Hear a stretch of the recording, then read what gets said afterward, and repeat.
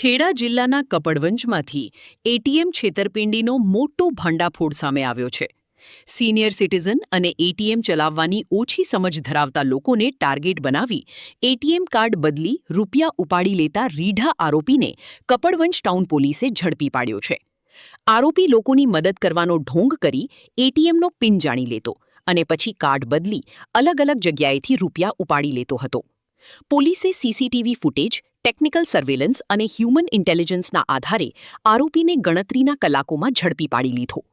પકડાયેલા આરોપી પાસેથી 66 જેટલા અલગ અલગ બેંકોના એટીએમ કાર્ડ, મોબાઈલ ફોન અને રોકડ રકમ કબજે કરવામાં આવી છે. પ્રાથમિક તપાસમાં આરોપીએ ગુજરાત ઉપરાંત મુંબઈ અને મધ્યપ્રદેશમાં પણ આવી અનેક છેતરપિંડી આચર્યાની કબૂલાત કરી છે.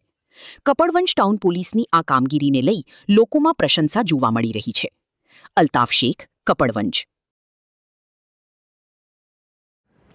કપડવંજ ટાઉન પોલીસ સ્ટેશનમાં તારીખ 26/5/26ના રોજ 296/26 બીએનએસની કલમ 318(4) મુજબનો ગુનો રજીસ્ટર થયેલ, જેમાં વિગત એવી હતી કે નીતાબેન, જે નીતિનકુમાર જયંતિલાલ શાહના પત્ની છે, કપડવંજના વતની છે, તે એટીએમ ખાતે પૈસા ઉપાડવા ગયેલા. તેમને મદદ કરવાની ચેષ્ટા કરીને એક આરોપીએ એનો જે કાર્ડ છે એટીએમ કાર્ડ બદલી લીધેલું અને એ એટીએમ કાર્ડથી એણે ટોટલ 39,579 રૂપિયા ઉપાડેલ.